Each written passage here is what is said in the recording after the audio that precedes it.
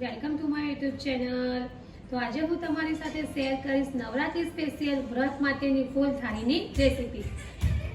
તો ચાલો આપણે શરૂઆત કરીએ ફૂલ થાળીની રેસીપી બનાવવાનું। તો સૌપ્રથમ આપણે સાબુદાણા અને બટાકાની ટિક્કી બનાવીશું। તો એના માટે મેં અત્યારે આ રીતે સાબુદાણા લીધા છે, જેને 2 કલાક માટે પાણીમાં પલાળી રાખ્યા હતા। જો તમારી પાસે ટાઈમ વધારે હોય તો તમે 5 થી 6 કલાક પણ પલાળી શકો છો અને એને આખી રાત માટે પણ પલાળી શકો છો। તો અત્યારે આ રીતે આપણે સાબુદાણા લઈશું। ત્યાર પછી હવે એમાં આપણે બોઇલ કરેલા પોટેટો છે એ આ રીતે મેશ કરી લઈશું અને આ રીતે આપણે મિક્સ કરી લઈશું। ત્યાર પછી અહીંયા મેં શેકેલા સિંગદાણા લીધા છે, જેને આ રીતે મેં ક્રશ કરી લીધા છે, તે આપણે એડ કરીશું।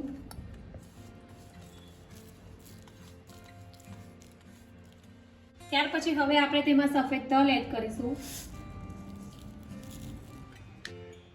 ત્યાર પછી અહીંયા મેં ગ્રીન મરચું લીધું છે ક્રશ કરેલું, એ આપણે એડ કરીશું। ત્યાર પછી હવે આપણે સિંધવ મીઠું એડ કરીશું અને આ બધી વસ્તુને એકદમ સરસ રીતે મિક્સ કરી લઈશું। પછી લાસ્ટમાં આપણે લીલી કોથમીર એડ કરીશું અને આ રીતે મિક્સ કરી લઈશું। ત્યાર પછી હવે આપણે આ રીતે થોડું મિશ્રણ હાથમાં લઈશું અને ટિક્કીનો આકાર આપી દઈશું। તો આ રીતે આપણે સાબુદાણામાંથી ટિક્કી બનાવી લીધી છે।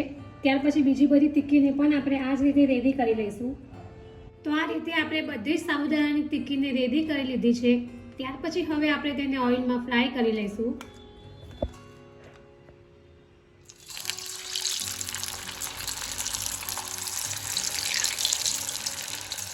ટિક્કી છે એને આપણે ગોલ્ડન બ્રાઉન રંગની ફ્રાય કરીશું।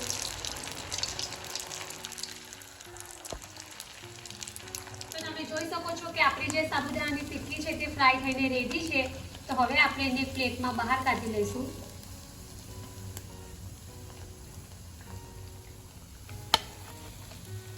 અને બીજી બધી ટિક્કીને પણ આપણે આ જ રીતે ફ્રાય કરી લઈશું। તો રેડી છે આપણે સાબુદાણાની ફરાળી ટિક્કી। ત્યાર પછી આગળ હવે આપણે રાજગરાની પૂરી બનાવીશું। રાજગરાની પૂરી બનાવવા માટે મેં અત્યારે આ ટાઈપનો ગાયનો જે રાજગરાનો લોટ આવે છે, ઉપવાસમાં ખાઈ શકાય, એ લીધો છે। તો આપણે એ એડ કરીશું।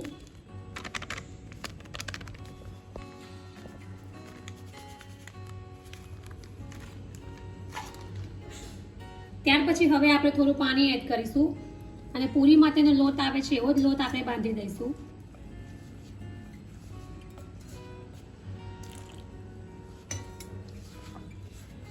તો આ રીતે આપણો જે પૂરી માટેનો લોટ છે તે બંધાઈ ગયો છે। ત્યાર પછી હવે આપણે ઉપરથી 1 ચમચી ઓઇલ એડ કરીશું અને બરાબર મિક્સ કરી લઈશું।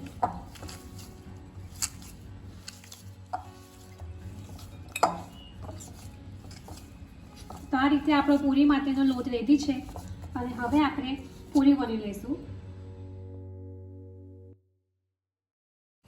તો આ રીતે આપણે જે લોટ બાંધ્યો હતો એમાંથી નાના લોવા કરી લઈશું। આપણે લોવા રેડી કરી લીધા છે। ત્યાર પછી હવે એક લોવો લઈશું અને હવે અહીંયા મેં પ્લાસ્ટિકની આ રીતે થેલી લીધી છે, જેના ઉપર થોડું ઓઇલ ગ્રીસ કર્યું હતું અને લોવો મૂકી દઈશું અને ત્યાર પછી આપણે ઉપરથી પ્લાસ્ટિક ઢાંકી દઈશું પાછું અને આ રીતે આપણે વેલણથી વણી લઈશું। જે પૂરી છે તે વણાઈ ગઈ છે।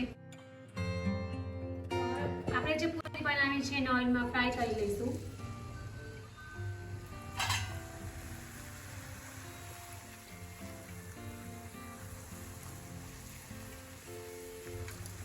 આ રીતે બંને બાજુ ફેરવીને એકદમ સરસ રીતે આપણે પૂરીને ફ્રાય કરી લઈશું। તો આ રીતે આપણી જે પૂરી છે તે ફ્રાય થઈને રેડી છે। તો હવે આપણે એને પ્લેટમાં બહાર કાઢી લઈશું। ત્યાર પછી આગળ હવે આપણે બટાકાની સૂકી ભાજી બનાવીશું।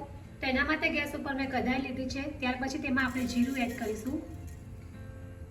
ત્યાર પછી આપણે તેમાં 1 થી 2 ચમચી ઓઇલ એડ કરીશું।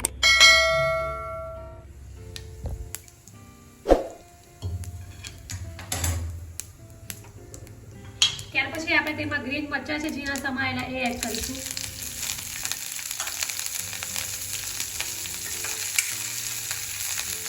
ત્યાર પછી અહીંયા મેં શેકેલા સિંગદાણા લીધા છે તે આપણે એડ કરીશું અને 1 મિનિટ જેવું આપણે એને થોડું શેકાવા દઈશું। તો આપણા જે મરચાં છે તે શેકાઈ ગયા છે. ત્યાર પછી અહીંયા મેં બોઇલ કરેલા પોટેટો લીધા છે, જેને આ રીતે નાના પીસ કરી દીધા હતા, એ આપણે એડ કરીશું અને આ રીતે બધું બરાબર મિક્સ કરી લઈશું.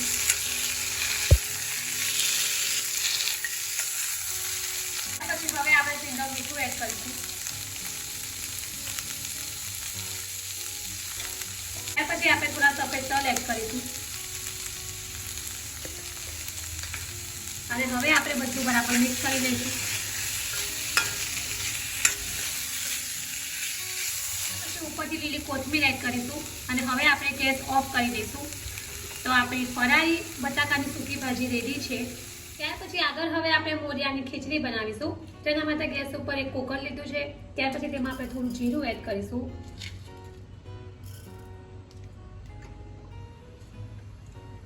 ત્યાર પછી આપણે તેમાં ગ્રીન મરચાં છે ઝીણા સમારેલા, એ એડ કરીશું.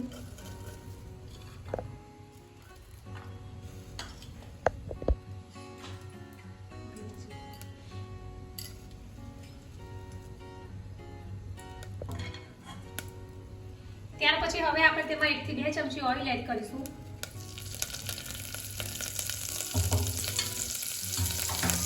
અને હવે મરચાંને આપણે 1 મિનિટ માટે થોડા શેકાવા દઈશું.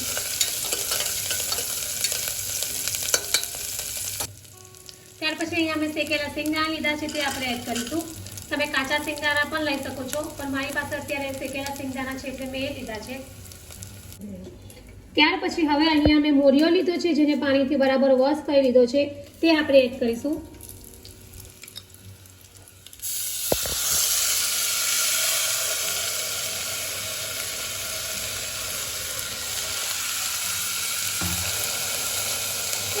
ત્યાર પછી હવે આપણે સિંગમ મીઠું એડ કરીશું અને આ બધું બરાબર મિક્સ કરી લઈશું.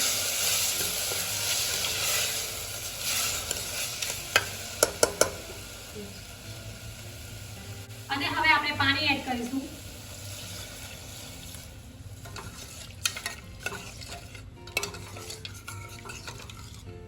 ત્યાર પછી હવે આપણે કુકરનું ઢાંકણ ઢાંકીને 2 થી 3 વિસલ વગાડી દઈશું. તો 2 થી 3 વિસલ વાગી ગઈ છે અને આપણી ખીચડી રેડી થઈ ગઈ છે. તો હવે આપણે ગેસ ઓફ કરી લઈશું. પછી હવે આગળ આપણે કઢી બનાવીશું. તો એના માટે મેં અત્યારે છાશ અને થોડું દહીં લીધું છે અને આ રીતે બંને વસ્તુને એકદમ સરસ રીતે મિક્સ કરી લીધી છે. તો હવે આપણે કઢીનો વઘાર કરીશું. તો એના માટે ગેસ ઉપર એક કઢાઈ લીધી છે, જેમાં મેં થોડું ઓઇલ લીધું છે. ત્યાર પછી આપણે તેમાં થોડું જીરું એડ કરીશું અને જીરુંને આપણે થોડું શેકાવા દઈશું. ત્યાર પછી આપણે તેમાં ગ્રીન જીરા મરચાં સમારેલા છે, એ એડ કરીશું અને એને પણ આપણે 1 મિનિટ જેવા શેકાવા દઈશું. ત્યાર પછી અહીંયા મેં શેકેલા સિંગદાણા લીધા છે, જેને આ રીતે મેં ક્રશ કરી લીધા હતા, એ આપણે એડ કરીશું.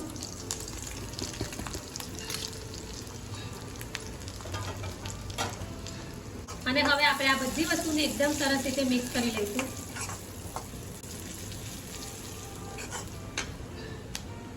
ત્યાર પછી હવે આપણે છાશ એડ કરીશું.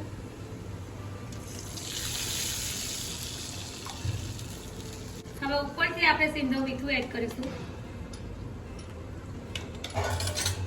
અને આ બધી વસ્તુને એકદમ સરસ રીતે મિક્સ કરી લઈશું.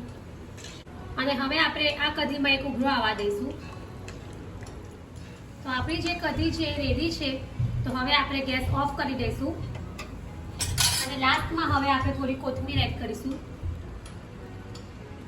અને હવે આપણે ફૂલ ફરાળી થાળીને સર્વ કરીશું. તો રેડી છે આપણી નવરાત્રી સ્પેશિયલ ઉપવાસમાં ખાઈ શકાય તેવી ફરાળી થાળીની રેસીપી. તો ફ્રેન્ડ્સ, જો તમારે એક સાથે આ થાળી ન બનાવવી હોય તો તમે રોજ અલગ અલગ એક રેસીપી બનાવીને ખાઈ શકો છો. તો ફ્રેન્ડ્સ, જો તમને મારી આ ફરાળી થાળીની રેસીપી પસંદ આવી હોય તો મારી ચેનલને લાઈક અને શેર જરૂરથી કરજો અને આવી જ બીજી નવી રેસીપીઓ જાણવા માટે મારી ચેનલને સબસ્ક્રાઇબ કરવાનું ભૂલતા નહીં. અને તમને બધાને મારા તરફથી નવરાત્રિની ખૂબ ખૂબ શુભેચ્છા. આ નવરાત્રિમાં તમે ખૂબ ગરબા રમજો, ખૂબ દાંડિયા રમજો અને મારી આ ફૂલ થાળીની રેસીપી એકવાર જરૂરથી ટ્રાય કરજો. તો આવા જ નવા વિડીયો સાથે ફરી પાછા મળીશું. ત્યાં સુધી bye bye and thank you for watching my video.